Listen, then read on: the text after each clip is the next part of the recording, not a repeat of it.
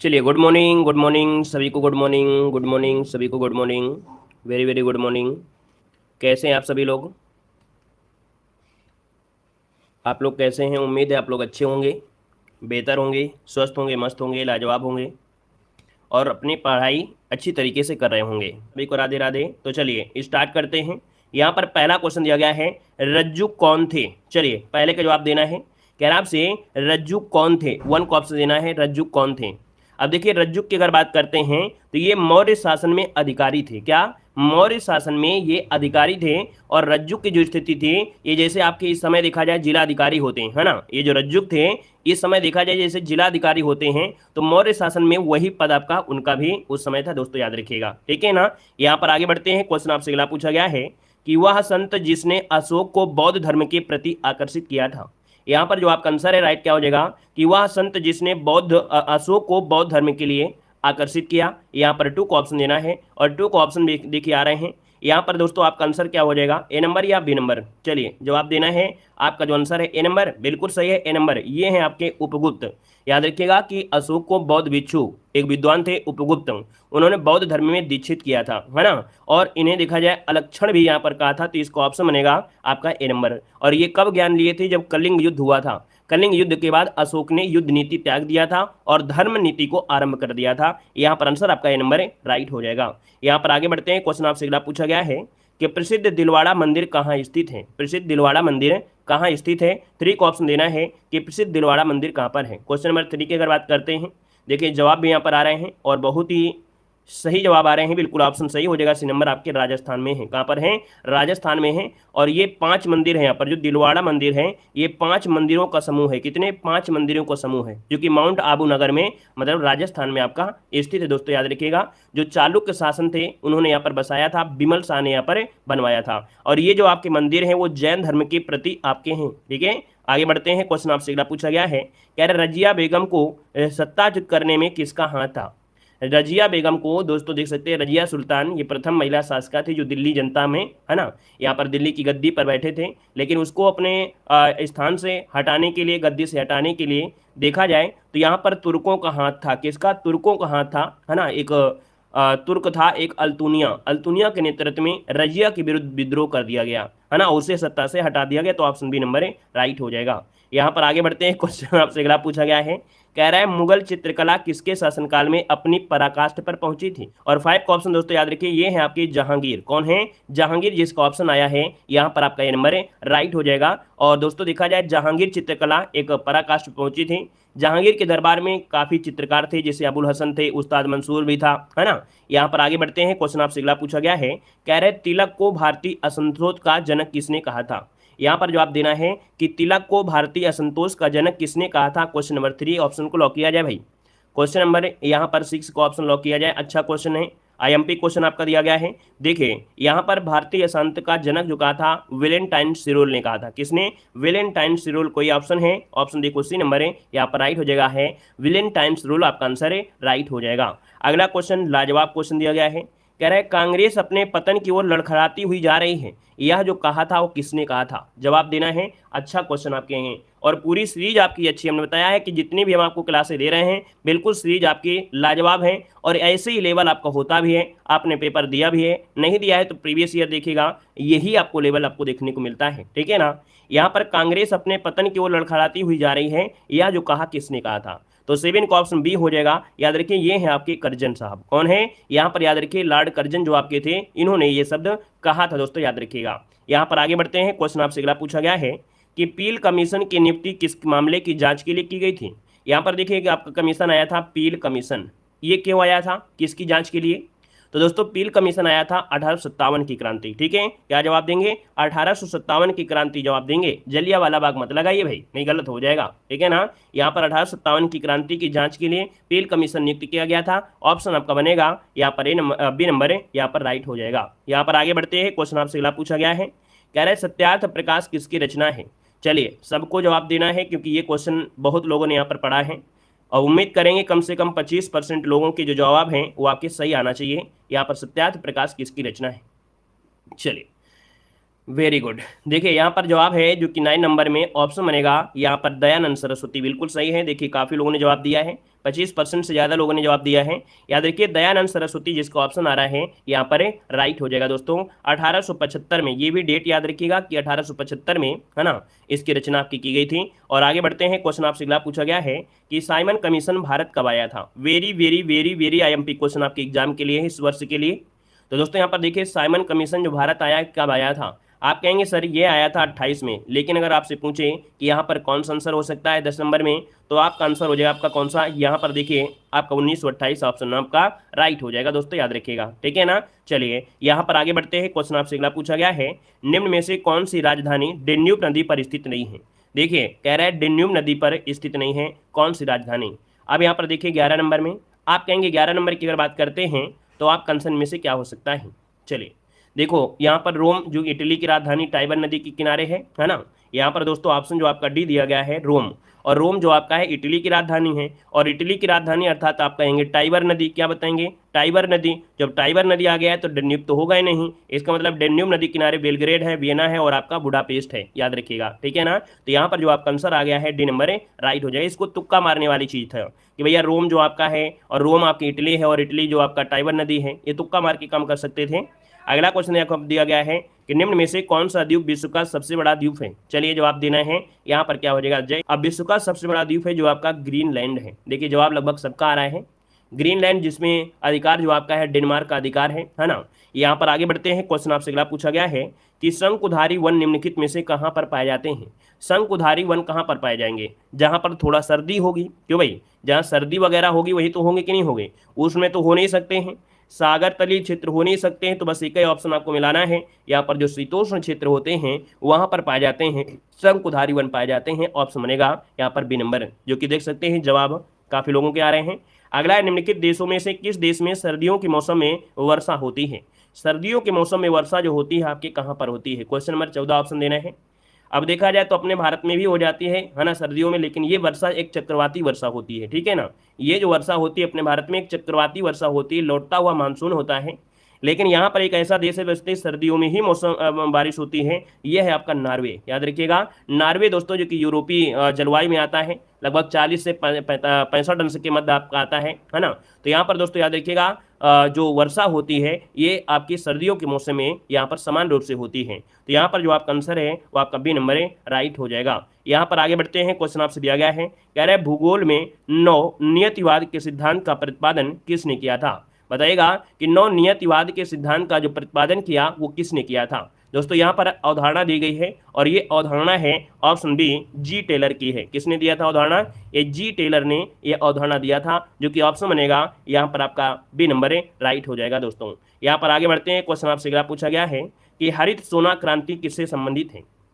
चलिए कितने लोग जवाब देने वाले हैं, इस क्वेश्चन का जवाब 50% से प्लस आना चाहिए। 50% से ज़्यादा लोग यहाँ पर जवाब देंगे। इस क्वेश्चन का जो राइट आंसर है यहाँ पर क्या हो सकता है, हरित सोना जो आपका कहा जाता है वो किसे कहा जाता है, आंसर क्या हो जाएगा। चलिए 16 का ऑप्शन देखिए आ रहे हैं और काफ़ी लोगों के जवाब आ रहे हैं, बहुत अच्छे, अच्छा प्रयास है, बेहतर प्रयास है। यहाँ पर दोस्तों आपका बांस दे रहे हैं, जी की जवाब देखा जाए तो जवाब बिल्कुल सही है। हरित सोना बांस उत्पादन से जुड़ा हुआ है, जवाब बिल्कुल सही है, बांस उत्पादन से है, मतलब इसके वृद्धि के लिए आपका है। इसके अतिरिक्त देखा जाए रजत रेशा क्रांति, सिल्वर फाइबर क्रांति, व्हाइट गोल्डन क्रांति, ये सब कपास क्षमता को बढ़ाने के लिए जो होता है, ठीक है ना। यहाँ पर आगे बढ़ते हैं, क्वेश्चन आपसे अगला पूछा गया है कि काम के बदले अनाज कार्यक्रम किस पंचवर्षीय योजना में प्रारंभ किया गया। इकोनॉमिक्स का वेरी वेरी एमपी क्वेश्चन दिया गया है, जवाब देना, आपका आंसर क्या हो जाएगा। चलिए बांस क्या है, तो भैया बांस होता है बम्बू, है ना, बांस होता है बम्बू, ठीक है, बम्बू को कहा जाता है बांस, ठीक है ना। चलिए दोस्तों काम के बदले अनाज कार्यक्रम किस पंचवर्षीय योजना में प्रारंभ किया गया है। यहाँ पर दोस्तों याद रखिए ये है आपका 5वीं पंचवर्षीय योजना, जिसका भी ऑप्शन आया है ये नंबर आपका राइट हो जाएगा। सभी को गुड मॉर्निंग भाई। यहाँ पर आगे बढ़िए, क्वेश्चन दिया गया है निम्न में से कौन सा निजी बैंक है। अब देखिए एक क्वेश्चन आपको बैंकों से भी मिलेगा, क्योंकि जब बैंक आपके सिलेबस में है तो पूछा ही पूछा जाएगा। कौन सा निजी बैंक है, क्वेश्चन नंबर 18 ऑप्शन को लॉक करें। दोस्तों यहाँ पर निजी बैंक की अगर बात कर लेते हैं 18 नंबर में, तो ऑप्शन क्या हो जाएगा? तो दोस्तों यहाँ पर देखिए, यहाँ पर जो आपका bank of Maharashtra, Punjab Sindh, Indian Overseas है, लेकिन जो ऑप्शन डी दिया गया है जम्मू और कश्मीर बैंक, कौन है? जम्मू और कश्मीर बैंक जो आपका है 18 नंबर में, ये आपका राइट हो जाएगा। इसकी स्थापना 1938 में की गई थी, है ना, 1938 में की गई थी। शायद ही 1% लोग इसका जवाब दे रहे हैं, है ना, सब लोगों ने इधर उधर दिया है। लेकिन याद रखिएगा कि जो आपका जम्मू और कश्मीर बैंक है, ये निजी बैंक है, इसकी स्थापना 1938 में की गई थी। मुख्यालय कहाँ था? श्रीनगर, जम्मू कश्मीर में आपका था दोस्तों, याद रखिएगा, ठीक है ना। यहाँ पर आगे बढ़ते हैं, क्वेश्चन आपसे अगला पूछा गया है, कह रहा है डॉक्टर वर्गीज कुरियन के जन्मदिन को किस रूप में मनाया जाता है? सबका सही जवाब आ गया है, हम ऑप्शन को लॉक कर देते हैं। वर्गीज कुरियन, जो कि दोस्तों यहाँ पर 19 को ऑप्शन बनेगा, ए नंबर है, नेशनल मिल्क डे। क्या हो जाएगा? नेशनल मिल्क डे आपका, नेशनल मिल्क डे आपका है ना। ऑपरेशन फ्लड के नाम से जानते हैं या श्वेत क्रांति के नाम से भी जाना जाता है। वर्गीज कुरियन को भारत का दूध वाला भी कहा जाता है। और दोस्तों आपका आंसर हो गया आपका ये नंबर है। विश्व हिंदी दिवस कब मनाते हैं? अगर आपसे पूछे कि विश्व हिंदी दिवस कब मनाते हैं, तो हमने बताया था कि भैया 10 जनवरी को विश्व हिंदी दिवस मनाते हैं। कब मनाते हैं? 10 जनवरी को विश्व हिंदी दिवस मनाते हैं। ऑप्शन आपका यहाँ पर जो पूछा गया था वो आपका हो गया। आगे बढ़िए, क्वेश्चन दिया गया है कि योजना आयोग को आर्थिक मंत्रिमंडल किसने बताया था? यहाँ पर जवाब देना है, आपसे कह रहा है कि जो योजना आयोग है इसको आर्थिक मंत्रिमंडल किसने बताया था? हम कानपुर से हैं भाई, हम कानपुर से हैं, ठीक है, हम कानपुर से हैं। कह रहे योजना आयोग को आर्थिक मंत्रिमंडल किसने बताया था? 20 का ऑप्शन देना है, और 20 का ऑप्शन बनेगा यहाँ पर, याद रखिए, अशोक चंदा। क्या हो जाएगा? अशोक चंदा, याद रखिएगा, अशोक चंदा आपका जो आंसर है यहाँ पर है, राइट हो जाएगा। आर्थिक मंत्रिमंडल अशोक चंदा ने यहाँ पर बताया था दोस्तों, याद रखिएगा। यहाँ पर दोस्तों आगे बढ़ते हैं, क्वेश्चन आपसे अगला पूछा गया है कि भारतीय संविधान का अनुच्छेद 249 जो संबंधित है किससे है? देखिए, पॉलिटी की क्लास जो आपकी जबरदस्त क्लास चलती है ना, तो आप लोग पॉलिटी की क्लास जरूर ज्वाइन करिएगा। ये सब छोटे छोटे क्वेश्चन आपको लगेंगे, अगर आप बेहतर तरीके से क्लास को लेते हैं तो यकीनन है कि आपको ये जो पॉलिटी है, कितने भी कठिन क्वेश्चन और सरल लगेंगे, बस सीरीज को पूरा करिएगा। यहाँ पर देखिए 21 नंबर का जो ऑप्शन आ गया है डी हो जाएगा, याद रखिएगा, डी नंबर है, मतलब राज्य सूची के शक्तियों के संबंध में संसद की विधायी शक्तियों से संबंधित है, जो कि आर्टिकल नंबर 249 आपका है, याद रखिएगा। यहाँ पर आगे बढ़ते हैं, क्वेश्चन आपसे दिया गया है, आर्टिकल नंबर 108 दे रहा है, इसके अंतर्गत लोकसभा और राज्यसभा की जो संयुक्त बैठक है आहूत की जाती है। अब यहाँ पर देखिए, आहूत मतलब क्या होता है? आहूत मतलब होता है बुलाना। क्या होता है? बुलाना होता है। अब बुलाने की अगर बात कर दिया है तो कौन बुलाता है? तो आप कहेंगे सर राष्ट्रपति बुलाता है, ठीक है, राष्ट्रपति बुलाता है। और अगर पूछे कि दोनों की संयुक्त बैठक को कितनी बार बुलाया गया अभी तक, तो आप कहेंगे सर 3 बार बुलाया गया है। अगर ये पूछे कि लोकसभा राज्यसभा की जो संयुक्त बैठक होती है इसकी अध्यक्षता कौन करता है, तो अध्यक्षता करता है लोकसभा का जो अध्यक्ष होता है वो करता है, लेकिन बुलाने का कार्य करता है राष्ट्रपति करता है, आर्टिकल नंबर 108 के तहत होता है, याद रखिएगा, है ना। लोकसभा को भंग करना होता है तो भैया क्या कहते हैं, लोकसभा को भंग करने का अधिकार भी यहाँ पर राष्ट्रपति को हो, लेकिन यहाँ पर देखा जाए प्रधानमंत्री की सिफारिश के बाद होगा। यहाँ पर आगे बढ़ते हैं, क्वेश्चन आपसे दिया गया है, कह रहा आपसे केंद्र और राज्यों के मध्य होने वाले विवादों का निर्णय करने की शक्ति उच्चतम न्यायालय के किस क्षेत्राधिकार के अंतर्गत आता है? मतलब ये कह रहा है कि केंद्र और राज्यों के मध्य होने वाले जो विवाद हैं इनका निर्णय करने की शक्ति उच्चतम न्यायालय के किस क्षेत्राधिकार में आएगा? तो दोस्तों याद रखिए, ये आपका होता है मूल क्षेत्राधिकार के अंतर्गत। किस में आएगा?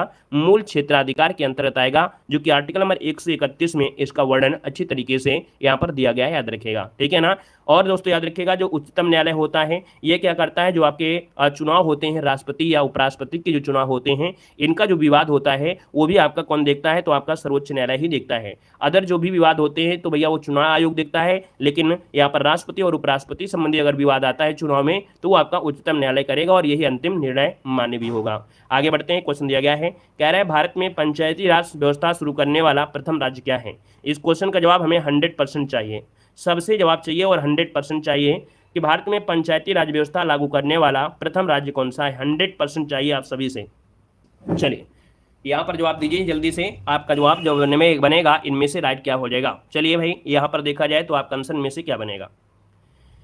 चलिए सबका जवाब आ रहा है सी नंबर, मतलब जवाब जिसका भी आया है ना, यहाँ पर 24 नंबर में बिल्कुल सही है। चलिए इस क्वेश्चन का आंसर भी सही होगा। अच्छा भैया यहाँ पर देखिए, यहाँ पर जो आपका आंसर है वो आपका सी हो जाएगा राजस्थान। कुछ लोग तो ऐसे योग देते हैं कि चलिए थोड़ा सा इधर उधर कर दें।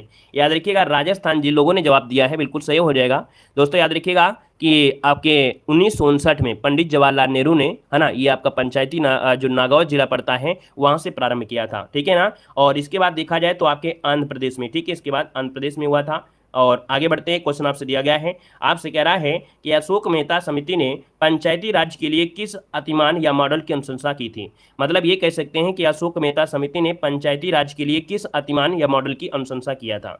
25 का जो ऑप्शन बनेगा वो ऑप्शन बी हो जाएगा, द्विसदनी। मतलब जो अशोक मेहता आए, कौन अशोक मेहता, उन्होंने कहा कि हमको पंचायती राज व्यवस्था को सुदृढ़ से बनाना है, तो आपको द्विस्तरीय आपको बनाना है, द्विस्तरीय भागों में यहाँ पर विकास अच्छी तरीके से हो सकता है, लेकिन ये ऐसा था नहीं, है ना, ऐसा सिस्टम चल नहीं सकता था। तो इसका जो ऑप्शन है वो आपका बी नंबर है, राइट हो जाएगा। फिर आए आपके बलवंत राय मेहता, कौन है, बलवंत राय मेहता है, उन्होंने कहा नहीं, अगर हमें गांव का विकास, अपने जिले का विकास करना है ना, अपने ब्लॉक का विकास करना है, तो 3 स्तर से यहाँ पर कर सकते हैं। तब उन्होंने त्रिस्तरीय व्यवस्था यहाँ पर शुरुआत की थी। ठीक है, आगे बढ़िए, क्वेश्चन आपसे अगला पूछा गया है कि मानव शरीर में पाचन का अधिकांश भाग किस अंग में संपन्न होता है। यहाँ पर दोस्तों देख सकते हैं कि मानव शरीर में पाचन का अधिकांश भाग जो होता है वो किस अंग में होता है, यहाँ पर आंसर बताना है। तो हमने आपको बताया भी है, और इस क्वेश्चन का जवाब भी देखा जाए तो लगभग 75% से अधिक लोग यहाँ पर जवाब दे सकते हैं, क्योंकि बहुत बार आपने पढ़ा भी है। हमने कहा था भैया कि जो देखिए कि आपके पेट में हर जगह पाचन स्टार्ट हो जाता है मुंह से ही। जैसे भोजन मुंह में जाता है, यहाँ से टाइलिन नामक एंजाइम आता है और पाचन क्रिया आपके मुंह से ही स्टार्ट हो जाती है। और ये जैसे जैसे आपके पेट के अंदर जाता है तो आपके पहुंचता है छोटी आंत में, और छोटी आंत में ही अधिकांश भाग का यहाँ पर क्या होता है, पाचन होता है।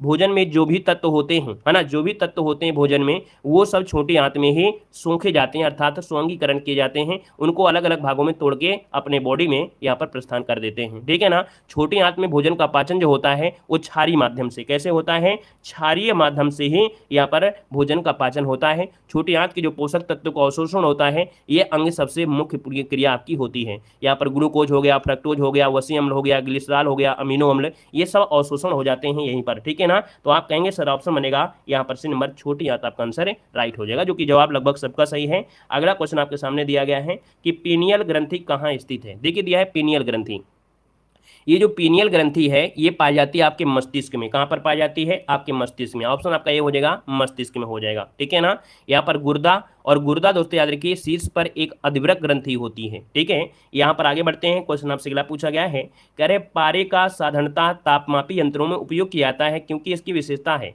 मतलब जो पारा होता है ना, बोलते हैं पारा चढ़ गया, पारा उतर गया। कभी कभी बोले ना कि कोई व्यक्ति जब नाराज हो जाता है ना तो कहता है उसका पारा बहुत ज़्यादा चढ़ गया। तो पारा ऐसी चीज़ होती है कि ये क्या होते हैं, ताप को यहाँ पर ध्यान देता है ना। तो यहाँ पर देखा जाए जो 28 नंबर है वो ऑप्शन क्या हो जाएगा। यहाँ पर दोस्तों दिया गया है उच्च घनत्व होता है, उच्च द्रवणता होता है, उच्च संचालन शक्ति होती है। तो देखो हमने कहा चलने की शक्ति अर्थात संचालन की शक्ति, कुल मिला के यहाँ पर उच्च संचालन शक्ति इसमें होती है। क्या याद रखिए, पारा जो होता है ये ऊष्मा का अच्छा चालक होता है, इसलिए इसकी संचालन शक्ति अधिक होती है। ऊष्मा के कारण पारे का प्रसार होता है और एक समान और अधिक आपका हो सकता है। पारा जो होता है कांच की नली में चिपकता नहीं है, इसलिए भी इसका प्रयोग करते हैं, क्योंकि जो पारा होता है वो कांच की नली में चिपकता भी नहीं है। तो इसका राइट आंसर आपका सी हो जाएगा दोस्तों, याद रखिएगा। ठीक है ना, क्लियर है। चलिए यहाँ पर आगे बढ़िए, क्वेश्चन दिया गया है। चलिए यूपी में 100 जिले कहाँ से हैं भैया, यूपी में 75 थे और हो सकते हैं भैया उनके अकाउंटिंग हो गए हूँ। यहाँ पर दिया गया निम्नलिखित गैस मिश्रण में कौन सा वेल्डिंग गैस के लिए उपयोग किया जाता है। ये बताइए जिन लोगों ने वेल्डिंग गैस देखा हो, है ना। वेल्डिंग गैस में क्या होते हैं, 2 सिलेंडर होते हैं। 2 सिलेंडर में एक सिलेंडर तो भाई ऑक्सीजन होगा ही होगा, है ना, एक सिलेंडर ऑक्सीजन का होगा ही होगा। तो कुल मिला के देखा जाए, जब आपको हमने बता दिया कि ऑक्सीजन तो होगा ही होगा, तो इसके साथ आपका एसिटिलीन हो जाएगा। तो इसका जो ऑप्शन बनेगा यहाँ पर भी नंबर राइट हो जाएगा दोस्तों, याद रखिएगा, है ना। और देखा जाए तो हाइड्रोजन का उपयोग करके लौह धातुओं में गैस बिल्डिंग के लिए नहीं किया था, क्योंकि इनमें धातुओं में भंगुरता उत्पन्न हो जाती है। तो यहाँ पर आंसर जो आपका है बी नंबर राइट हो जाएगा। नेक्स्ट क्वेश्चन को आते हैं। क्वेश्चन दिया गया है निम्नलिखित में से एथेनॉल किससे प्राप्त किया जाता है। यहाँ पर जवाब देना है एथेनॉल, है ना। ये क्या है, एथेनॉल है, और इसको हमने कई बार पढ़ाया भी है। एथेनॉल जो होता है वो किससे प्राप्त किया जाता है, यहाँ पर जवाब देना है। एथेनॉल समझते हैं, हमने आपको बताया था कि एथेनॉल का प्रयोग करके पेट्रोल में इसका प्रयोग किया जाता है ना। और दोस्तों यहाँ पर जो अच्छे क्वालिटी का कहीं ना कहीं बनता भी है। तो दोस्तों एथेनॉल जो आपका होता है गन्ने से प्राप्त कर लेते हैं। याद रखिए, यहाँ पर आपको बता दें कि जिस प्रकार से पेट्रोल निकाला जा रहा है बहुत ही निकलता है, लेकिन फिर भी जैसे चुकंदर है, यहाँ पर गन्ना है, इससे भी पेट्रोल का निर्माण किया जाता है, कृत्रिम तरीके से करते हैं। ठीक है ना, यहाँ पर ऑप्शन सी हो जाएगा, गन्ना आपका आंसर राइट हो जाएगा। दोस्तों चावल से क्या बनता है, बता सकते हैं चावल से क्या बनता है। चावल से बनता है बियर, है ना। चावल से क्या बनता है, बियर बनता है। बियर पिए हैं कि नहीं पिए हैं, ठीक है, चावल से बनता है, बियर बनता है ना। बियर तो और कई तरीके से बनती है, फलों से भी बनती है, सेब से भी बनती है, लेकिन चावल से यहाँ पर देखा जाए ऑप्शन में तो चावल से यहाँ पर बियर बनती है। सूरजमुखी से क्या बनती है, तो बायोडीजल, ठीक है, याद रखिएगा, बायोडीजल जो आपका होता है, बायोडीजल ये आपकी सूरजमुखी से बनता है। पेट्रोलियम दोस्तों, पेट्रोलियम से दोस्तों एलपीजी गैस जो आपकी घरेलू आपकी होती है, एलपीजी गैस है वो आपकी बनती है। सब कुछ क्लियर हो रहा है कि नहीं हो रहा है, सब कुछ क्लियर होना चाहिए। यहाँ पर दिया गया शेष स्मृतियाँ के लेखक आपके कौन हैं, शेष स्मृतियाँ के जो लेखक हैं इनमें से राइट क्या हो जाएगा, क्वेश्चन नंबर यहाँ पर जवाब देना है, हिंदी आ गए हैं, और शेष स्मृतियाँ हैं रघुवीर सिंह, कौन है, रघुवीर सिंह, जो कि ऑप्शन है यहाँ पर आपका बी नंबर राइट हो जाएगा दोस्तों, याद रखिएगा, ठीक है ना। यहाँ पर आगे बढ़ते हैं, क्वेश्चन आपसे अगला पूछा गया है आविर्भाव का, अरे कहा है भैया इतनी जल्दी भग रहे हो, आराम आराम से। यहाँ पर देखो अगला पॉइंट आपसे कह रहा है, क्या कह रहा है आपसे क्वेश्चन, आइए क्वेश्चन नंबर आपका 57 दिया है, आविर्भाव का सही विलोम बताना है, आविर्भाव का सही विलोम। तो आविर्भाव का सही विलोम क्या हो जाएगा, तिरोभाव हो जाएगा। तिरोभाव कहाँ पर है, तिरोभाव है ऑप्शन यहाँ पर सी नंबर है। हमने कहा कि तैयारी ऐसी होनी चाहिए कि हम क्वेश्चन पढ़ रहे हैं और आपको आंसर मन में रटा होना चाहिए और आप ऑप्शन देख रहे हो कि ये जो शब्द हम बोल रहे हैं मन में आया है ये है कहाँ, है ना। तो आविर्भाव का क्या होगा, तिरोभाव। तिरोभाव कहाँ पर है, ऑप्शन आपका सी नंबर है राइट हो जाएगा। यहाँ पर देखिए अगला क्वेश्चन दिया गया है, अलंकेश का पर्यायवाची क्या होता है। चलिए जवाब देना है, अलंकेश का जो पर्यायवाची होता है क्या होता है, अलंकेश कहा जाता है किसे, तो दोस्तों आपका अलंकेश कहा जाएगा यहाँ पर जो कुबेर है ना। यहाँ पर जो आपका आंसर आ गया है 58 नंबर में, वो ऑप्शन क्या हो जाएगा, यहाँ पर दोस्तों आपकी ये है आपके कुबेर, ठीक है, कुबेर ऑप्शन सी नंबर है राइट हो जाएगा। यहाँ पर दोस्तों आगे बढ़ते हैं, क्वेश्चन आपसे अगला पूछा गया है, कह रहा है कदम्ब और कदम का श्रुति समभिन्नार्थक शब्द आपको बताना है। यहाँ पर जो आपका आंसर है राइट इनमें से क्या हो जाएगा, चलिए यहाँ पर जवाब देना है, आपका आंसर क्या हो जाएगा।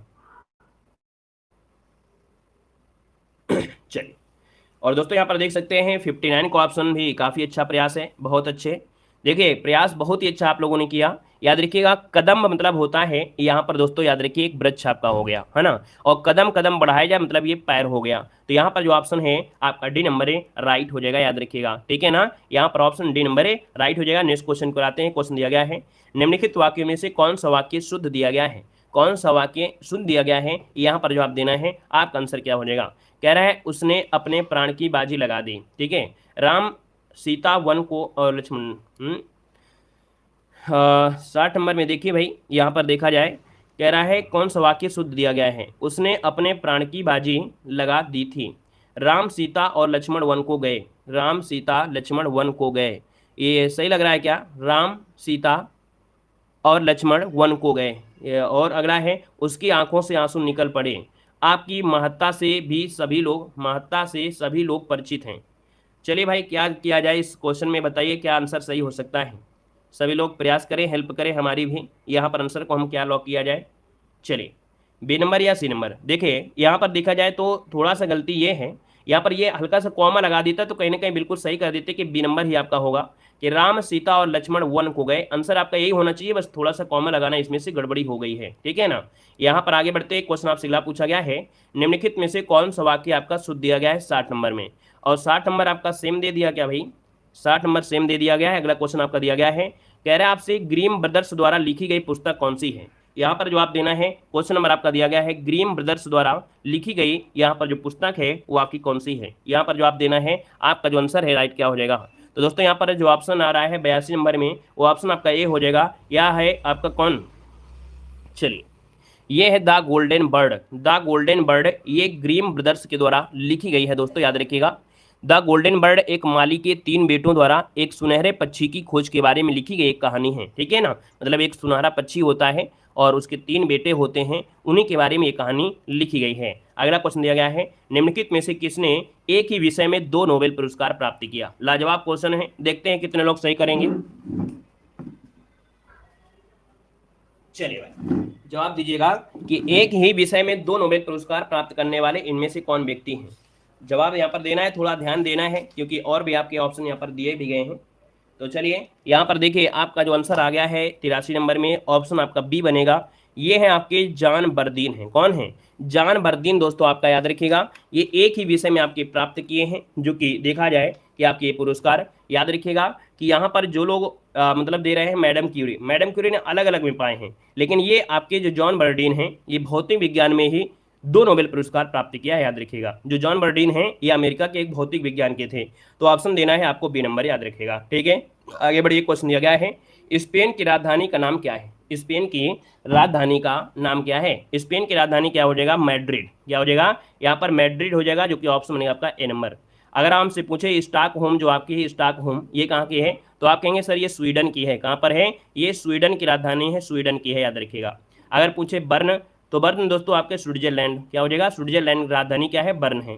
यहाँ पर लग्जमबर्ग सिटी, तो लग्जमबर्ग की है। ठीक है, ये क्वेश्चन यहाँ से एक आपकी पूछी जा सकती है, जो आपकी राजधानी है। अगला दिया गया है कि हरिश्चंद्र अनुसंधान संस्थान कहाँ स्थित है? हरिश्चंद्र अनुसंधान संस्थान कहाँ पर स्थित है? यहाँ पर जवाब देना है, आपका आंसर क्या हो जाएगा? तो देखिए हरिश्चंद्र अनुसंधान जो आपका है, नोट करिएगा, ऑप्शन बनेगा डी नंबर है, याद रखिएगा, प्रयागराज में है। कहाँ पर है? ये आपके प्रयागराज में है दोस्तों, याद रखिए, प्रयागराज आपका आंसर हो जाएगा। और ये जो संस्था है, ये परमाणु ऊर्जा विभाग और भारत सरकार का एक वित्त पोषित आपकी है। यहाँ पर आगे बढ़ते हैं, क्वेश्चन आपसे दिया गया है कि किस भारतीय राज्य में ड्री त्योहार मनाया जाता है? चलिए बताना है किस भारतीय राज्य में ड्री त्योहार मनाया जाता है, आपका आंसर इनमें से क्या होगा? चलिए सभी लोग जवाब देंगे। ड्री त्योहार जो मनाते हैं वो आपके कहाँ मनाया जाता है? आपका ऑप्शन जो बनेगा यहाँ पर राइट क्या हो जाएगा? चलिए यहाँ पर देखिए जवाब यहाँ पर अच्छे हैं। यहाँ पर देखिए आपका जो आंसर आ गया है लगभग सबका सही है। ऑप्शन आपका ये बनेगा, ये है आपका अरुणाचल प्रदेश। ठीक है, अरुणाचल प्रदेश में ड्री त्योहार आपका मनाया जाता है। और यहाँ पर दोस्तों देखा जाए तो ड्री एक कृषि उत्सव है, जो कि 5 जुलाई को मनाते हैं। कब मनाते हैं? 5 जुलाई को मनाया जाता है। अगला क्वेश्चन यहाँ पर दिया गया है, निम्नलिखित में से किसने विभिन्न विषयों में 2 नोबेल पुरस्कार प्राप्त किया? अब जवाब दीजिए। अब आपके सामने आ गया है क्वेश्चन, जो आप लोग सोच रहे थे वही क्वेश्चन आपके सामने हाजिर है। कह रहा है निम्नलिखित में से किसने विभिन्न विषयों में 2 नोबेल पुरस्कार प्राप्त किए? विभिन्न विषयों में, जब विभिन्न विषयों को बोल दिया तब आप आंसर कहेंगे सर इसका आंसर बिल्कुल सही है, मैडम क्यूरी हो जाएगा। ठीक है, मैडम क्यूरी को 2 नोबेल पुरस्कार मिले हैं। मैडम क्यूरी एक भौतिक विज्ञानी भी थी और रसायन विज्ञान भी थे। मैडम क्यूरी को दोस्तों याद रखिए 1903 में, कब? 1903 में भौतिक विज्ञान के लिए दिया गया था और 1911 में दोस्तों रसायन क्षेत्र में नोबेल पुरस्कार दिया गया था। अब आपका ऑप्शन यहाँ पर राइट हो जाएगा, जो आप पहले कह रहे थे, अब इसका आंसर आपका बन जाएगा। क्लियर हुआ सबका? आगे बढ़िए, क्वेश्चन आपसे दिया गया है, कह रहा है जूलॉजिकल सर्वे ऑफ इंडिया की स्थापना कब की गई थी? Zoological of survey of India की स्थापना जो की गई थी एक विलियम एल्कॉक द्वारा आपकी की गई थी 1916 में। 1916 की अगर बात करते हैं तो ये डेट, ये वर्ष जो आपका बहुत ही एमपी है। यहाँ से क्वेश्चन बनता है कि भैया 1916 में एक कांग्रेस का अधिवेशन हुआ, कहाँ पर? तो आपके लखनऊ में हुआ था। ठीक है, मजूमदार इसके अध्यक्ष थे और लखनऊ में अधिवेशन हुआ था। और याद रखिएगा कि यहाँ पर जो आपका कह सकते हैं नरम दल था और गरम दल था, दोनों एक में ही आपके मिले थे। अलग हुए थे 1907 में, जो आपकी सूरत अधिवेशन में। तो यहाँ पर आंसर आपका बनेगा बी नंबर राइट हो जाएगा, याद रखिएगा। ठीक है ना, यहाँ पर आगे बढ़ते हैं। क्वेश्चन आपसे अगला पूछा गया है कि विधानसभा का सत्रावसान करने की जो शक्ति है वो किसके पास है? 89 को ऑप्शन देना है। और इस क्वेश्चन का अगर आपने जवाब दे दिया, हम समझेंगे कि हमारी द्वारा जितना भी पढ़ाते हैं आप लोग बिल्कुल अच्छे से ध्यान से सुनते हैं, नहीं तो बातों में लगे रहते हैं। इस क्वेश्चन का जवाब देना है विधानसभा। देखो यहाँ पर दिया है विधानसभा दिया है, और विधानसभा दिया है, कह रहे सत्रावसान करने की शक्ति, अर्थात विधानसभा को भंग करने का जो अधिकार है, ये शक्ति है किसके पास है? थोड़ा दिमाग लगाइएगा, नहीं तो फिर इतना बताने के बाद भी आप नकल ना कर पाए तो बिल्कुल बेकार है यार। इसका नकल ना कर पाए अगर इतना बताने के बावजूद भी, तो फिर गड़बड़ है आई। यहाँ पर देखिए ऑप्शन, यहाँ पर कोई राज्यपाल दे रहा है, कोई राष्ट्रपति दे रहा है।